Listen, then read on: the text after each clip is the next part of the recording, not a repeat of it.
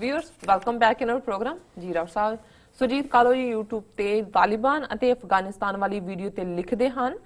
ਜਦੋਂ ਹਿੰਦੁਸਤਾਨ ਆਜ਼ਾਦ ਹੋਇਆ ਉਸ ਸਮੇਂ ਕੜਾ ਹਿੰਦੂਆਂ ਵਾਸਤੇ ਬੁਲਟ ਪ੍ਰੂਫ ਜੈਕਟ ਨਾਲੋਂ ਵੀ ਸੁਰੱਖਿਅਤ ਸੀ 1947 ਵਿੱਚ ਪੰਜਾਬ ਦੇ ਮੁਸਲਮਾਨਾਂ ਤੇ ਸਿੱਖਾਂ ਦਾ ਬਹੁਤ ਜਾਨੀ ਅਤੇ ਮਾਲੀ ਨੁਕਸਾਨ ਹੋਇਆ ਸਾਡੇ ਬਜ਼ੁਰਗ ਦੱਸਦੇ ਸਨ ਕਿ ਥੰਮਜੀ ਸਾਹਿਬ ਗੁਰਦੁਆਰਾ ਸਾਹਿਬ ਕੜਿਆਂ ਦੀਆਂ ਬੋਰੀਆਂ ਜਲਦੀ ਹੀ ਖਾਲੀ ਹੋ ਗਈਆਂ ਸਨ ਜੀ ਡਾਕਟਰ ਸਾਹਿਬ ਮੈਂ ਵੈਸੇ ਇਹਨਾਂ ਦਾ ਕਮੈਂਟ ਜਦੋਂ ਦੇਖਿਆ ਤਾਂ ਮੈਨੂੰ ਇਹ ਹੈਰਾਨੀ ਹੋਈ ਕਿਉਂਕਿ ਮੈਂ ਪਹਿਲਾਂ ਕਦੇ ਇਸ ਬਾਰੇ ਮੈਨੂੰ ਨਹੀਂ ਸੀ ਪਤਾ ਕਿ ਜ਼ਾਹਰ ਹੈ ਜਿਵੇਂ ਇੱਕ ਪੀਰੀਅਡ ਰਿਹਾ ਕਿ ਜਦੋਂ 1965 ਦੀ ਲੜਾਈ ਦੇ ਹਵਾਲੇ ਨਾਲ ਅਕਸਰ ਇਹ ਜ਼ਿਕਰ ਹੁੰਦਾ ਹੈ ਕਿ ਵੀ ਜਿੱਥੇ ਮਦਰਾਸੀ ਜਾਂ ਬੰਗਾਲੀਆਂ ਤੇ ਦੂਜਿਆਂ ਦੀਆਂ ਰੈਜੀਮੈਂਟਾਂ ਜਿਹਨਾਂ ਬਾਰਡਰਸ ਨੂੰ ਡਿਫੈਂਡ ਕਰਦੀਆਂ ਸੀ ਉੱਥੇ ਜਦੋਂ ਦੂਸਰੀ ਸਾਈਡ ਤੋਂ ਅਟੈਕ ਹੋਇਆ ਜਾਂ ਉਹਨਾਂ ਨੂੰ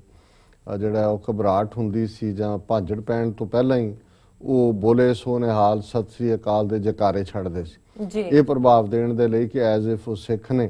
ਤੇ ਇੱਥੇ ਸਿੱਖ ਰੈਜੀਮੈਂਟ ਹੈ ਕਿਉਂਕਿ ਸਿੱਖਾਂ ਨੂੰ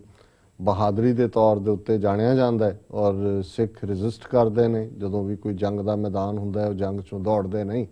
ਸੋ ਇਹ ਗੱਲ ਅਕਸਰ ਸੁਣਨ ਚ ਆਂਦੀ ਰਹੀ ਹੈ ਉਹ ਖੇਮਕਰਨ ਹੋਏ ਸੈਕਟਰ ਔਰ ਦੂਸਰੀਆਂ ਥਾਵਾਂ ਹੋਣ ਕਿ ਭਾਈ ਇੱਥੋਂ ਦੌੜੇ ਵੀ ਜਿਹੜੇ ਬੰਗਾਲੀ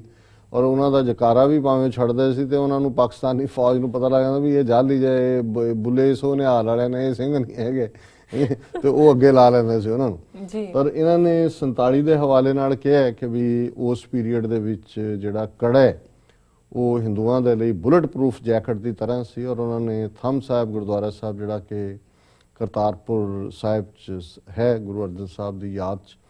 ਇਹ ਕਰਤਾਰਪੁਰ ਜਲੰਧਰ ਦੇ ਨੇੜੇ ਹੈ ਮੈਨੂੰ ਵੀ ਦਰਸ਼ਨ ਕਰਨ ਦਾ ਮੌਕਾ ਮਿਲਿਆ ਕਰਤਾਰਪੁਰ ਸਾਹਿਬ 'ਚ 7-8 ਇਤਿਹਾਸਕ ਗੁਰਦੁਆਰੇ ਨੇ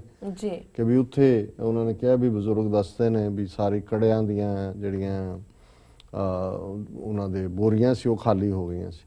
ਸੋ ਪੋਸੀਬਲ ਹੈ ਕਿਉਂਕਿ ਇੱਕ ਪੀਰੀਅਡ 'ਚ ਜਿਹੜਾ ਇਹ ਸਾਰੀ ਵੀ ਬੈਲਟ ਰਹੀ ਹੈ ਇਹ ਮੰਦਭਾਗੀ ਗੱਲ ਹੈ ਇਹਦੇ 'ਚ ਕੋਈ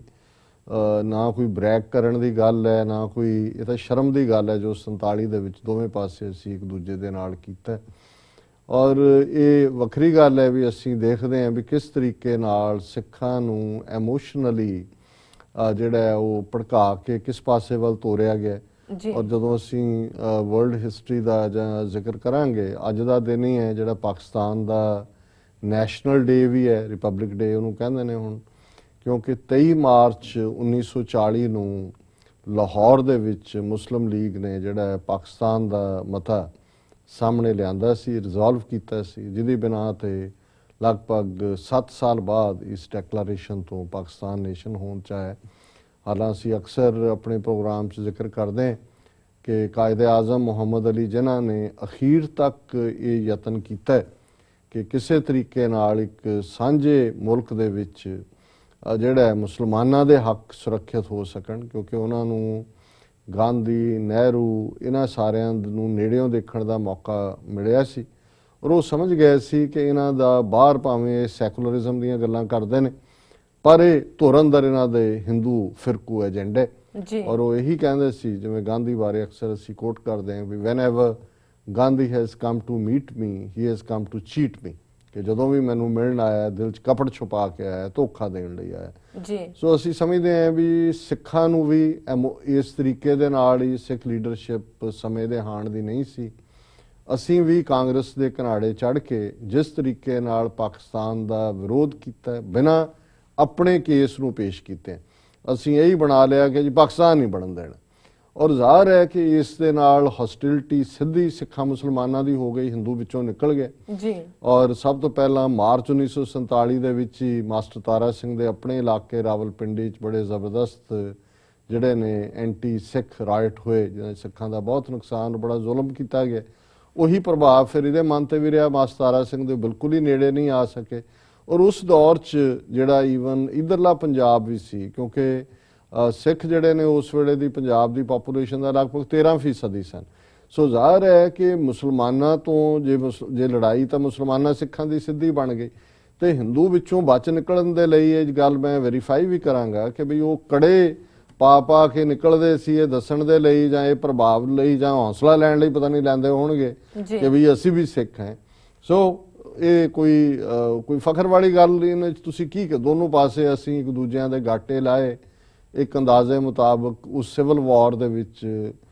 ਲਗਭਗ 1 ਮਿਲੀਅਨ ਲੋਕ ਮਾਰੇ ਗਏ, 10 ਲੱਖ ਹਿੰਦੂ, ਸਿੱਖ, ਮੁਸਲਮਾਨ। ਔਰ ਸਭ ਤੋਂ ਵਰਸਟ ਜਿਹੜਾ ਹੈ ਉਹ ਪੰਜਾਬ ਦੇ ਵਿੱਚ ਹੋਇਆ, ਬੰਗਾਲ ਦੇ ਵਿੱਚ ਹੋਇਆ, ਔਰ ਵੱਡੀ ਗਿਣਤੀ ਦੇ ਵਿੱਚ, ਕਿਉਂਕਿ ਸਿੱਖ ਆਬਾਦੀ ਵਾਈਜ਼ ਆਲਰੇਡੀ ਮਾਈਨੋਰਿਟੀ ਸੀ। ਸੋ ਸਾਡਾ ਬਹੁਤ ਵੱਡਾ ਜਿਹੜਾ ਲਗਭਗ 40% ਸਾਡੇ ਲੋਕ ਬੇਘਰ ਹੋਏ। ਕਿਸ ਤਰੀਕੇ ਨਾਲ ਆਪਣੇ 200 ਤੋਂ ਜ਼ਿਆਦਾ ਗੁਰਦੁਆਰਾ ਸਾਹਿਬਾਨ ਵੀ, ਔਰ ਉਹ ਜਿਹੜੀ ਸਿਵਲ ਵਾਰ ਹੈ ਜਿਹਦੀ ਕਹਾਣੀ ਹਜੇ ਬਹੁਤ ਘੱਟ ਲੈਵਲ ਦੇ ਉੱਤੇ ਹੀ ਸਾਹਮਣੇ ਆਈ ਹੈ। ਸੋ ਇਹਨਾਂ ਦਾ ਸੁਰਜੀਤ ਕਾਲੋਂ ਜੀ ਦਾ ਧੰਨਵਾਦ ਕਿ ਉਹਨਾਂ ਨੇ ਸਾਨੂੰ ਇਹ ਕੜਿਆਂ ਨੂੰ ਬੁਲਟ ਪ੍ਰੂਫ ਜੈਕਟ ਹਿੰਦੂਆਂ ਵੱਲੋਂ ਪਾਉਣ ਦੀ ਗੱਲ ਦੱਸੀ ਹੈ। ਇਹਨਾਂ ਦਾ ਸ਼ੁਕਰੀਆ ਜੀ। ਰਾਉ ਸਾਹਿਬ ਨਾਲ ਲੈਣੇ ਬ੍ਰੇਕ। ਵੀਅਰਸ ਤੁਸੀਂ ਇਸ ਤਰ੍ਹਾਂ ਬਣੇ ਰਹੋ, ਮਿਲਦੇ ਹਾਂ ਆਫਟਰ ਦ ਸ਼ਾਰਟ ਬ੍ਰੇਕ।